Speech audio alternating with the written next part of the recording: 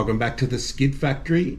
Unfortunately, our planned episode of the final day of Drag Week came to a halt because we had a big rain event come through and it turned into a freezing cold, wet non-event. So, unfortunately, we can't give you any awesome footage of that last day. There was a couple of hours of racing, but they actually called the whole last day off, so it wasn't counted because not everyone got to go.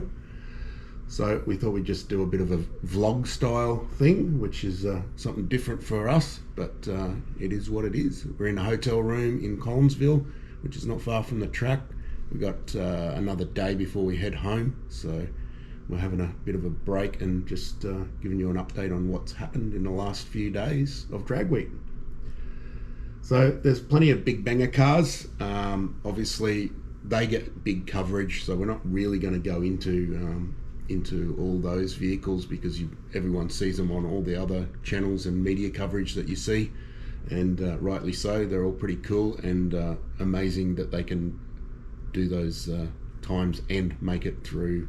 I think it was 750 miles of driving. So we will mention that Tom Bailey won the event, who is multiple times winner and very, very well qualified to do so. He was followed closely behind by Michael Westberg, who's a Swedish guy who they bought their car over from Sweden. Very close behind him, potentially could have taken it out depending on what would have happened on the last day, but very, very well done for them. They're also multiple winners of the Swedish version of Drag Week, which is called Street Week, and also I think the Stockholm Open, which is the maybe not so legal version of Street Week, where they race on the highways. So those guys are very well versed on power, of course, but also the chassis is well set up to handle tracks that aren't great. So they had less trouble than some of the other teams getting the car down the strip, which is a good thing and makes a lot of difference. It's not all about power. There was plenty happening in the Street Machine Eliminator and 8.5 class. So Street Machine Eliminator is a 10-second limit. You can't go under 10 second, and obviously you want to get as close as you can to that. There wasn't a lot in it. There was probably a few tenths, not even in the top half dozen cars. Our mate Jay, who we covered in the last episode with the 67 Nova with big block power, ran very close to 10s all week, and then on the last day he got 3 runs in and he was actually going into the 9s and had to pull some foot out of it. I guess he doesn't really have any control over it. It's all just manually driven, I suppose. So he had to ease up on the last run so he could get a time, because you can't submit it unless it's above 10 seconds. So he ended up with a 10.13, I think, after a couple of 990s, all motor. That he does have a nitrous system on it, but he's not using it, so it's pretty impressive.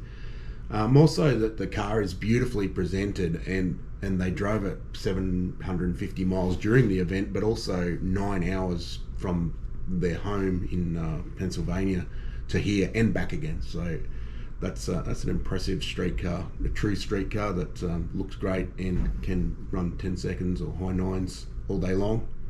So well done, Jay. It was great hanging out with those guys as well. They sort of took us in. We had dinners and stuff. It was really cool. Jay's planning to return next year with a new car. He's building a Willys gasser. So the gasser scene is pretty big over here, and it might look funny to people from Australia, but it's actually the cars are super fast, and it's a bit more of a raw racing experience. A lot of them are manual transmissions, so they launch off down the track and they're screaming and banging gears and that sort of thing. So it's pretty cool to see. Unfortunately, I don't have Loans and Freiberger levels of details on the rest of the 300 and something car field, so I'm just going to talk about some of the cars that I personally liked. First of all, there was a good contingent of Cummins powered cars, so diesel cars. There was 4 of them. It's probably a bit of a record. I've seen one or two in the times that I've been here, but yeah, there was a good bunch of them this time, and they were fast. Jesse Harris had a really nicely presented C10 short wheelbase or short bed truck with a 6.7. It was actually a restored sort of body, but it had airbrushing to make it look patinaed, which worked out really nice. It was a really nicely built car, built 6.7 Cummins, so a common rail, 47 RH automatic, which is known. I didn't think you could build them to handle the power that these things make, but apparently you can. You just got to throw money at the right spots, and they work well. It also had sort of a race spec, I guess, a 5-link rear end with a 9-inch and really big tyres.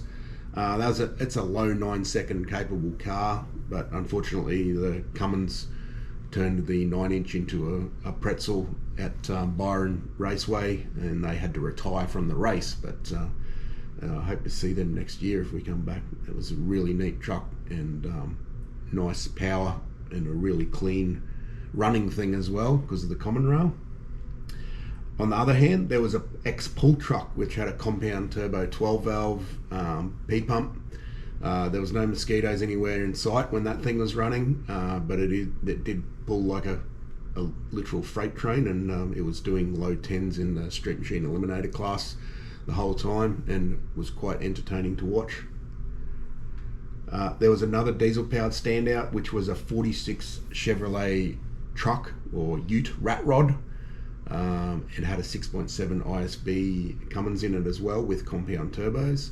It was running low 9s, nice clean exhaust thanks to the common rail injection, and a pretty special sort of thing to watch because it was a real 46 Chev truck. So he was probably the only racer in the event to actually reveal his fuel economy, a bit of a humble brag. I think he was getting about 11 litres per 100 in a 9-second car, so that's pretty impressive. You all know how much we love Volvos at the Skid Factory, and there was a couple at the event. The first one was Cameron Thorpe's budget build 740 wagon. It could have been a 940, but I'm not sure what the difference is between the two. So it was more of the later model version of the rear-wheel drive cars. It was in the SME class and was running consistent 1050s. It was built using junkyard sourced parts, so it was a 6-litre truck block with LS3 heads from another engine. It had an ex-warranty TVS 1900 LSA blower set up on it. These had a problem where they would get damaged, and he bought a damaged one and rebuilt the thing himself. Behind it is a 4L80 auto, so 4-speed, the strong version of the Chevy autos, not the 4L60, and it had a mini tub rear end as well, and with some decent tyres on it. It was a really nice combo. The car was pretty neat too, and it's a pretty fast and practical car to do drag week in, and also on a budget. So well done, Cameron. I had a good chat with him. He was a nice bloke from Colorado. The other Volvo was one of the big banger cars, so the quick vehicles. It was actually a guy that we met in 2018 in the car park of our hotel at Drag Week. Michael Borgren. He just finished building that car at the time. They hadn't even tuned it. They made a Mercy run down from Detroit, where he works, to Georgia Commerce, where the event was, and they sort of tuned it during the week while they were racing it, and they had a pretty good week. At the time, it had a turbo 6-litre iron block, turbo 400 9-inch with not sure what the rear end combo was, probably ladder bar or something like that. And it ended up with a best in the high 8s in 2018, which is pretty good. Since then, Michael's been rebuilding and refining the car. It's had a whole heap of different combos of turbo and engine, all LS based, but he's eventually got it down into to be a 6-second car, like a high 6-second car, which is an incredible feat.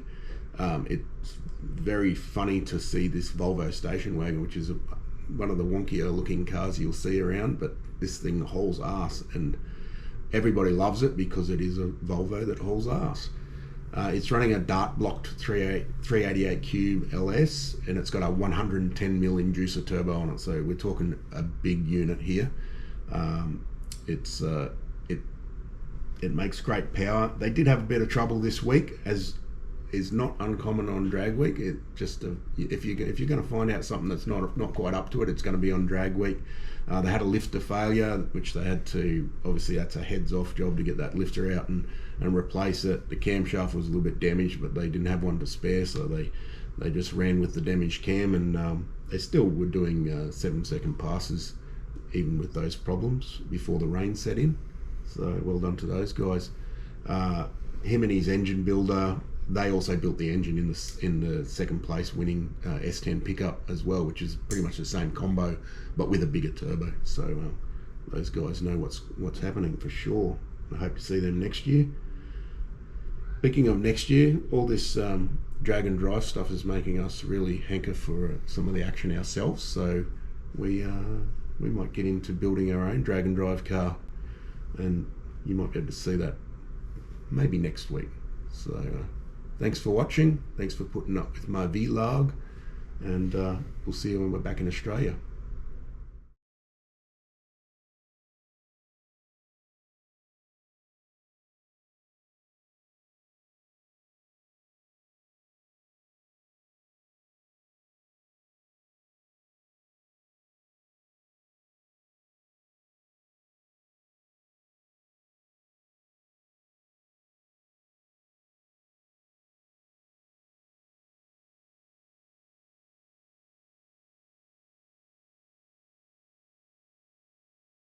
I'm the scat man. I'm the scat man.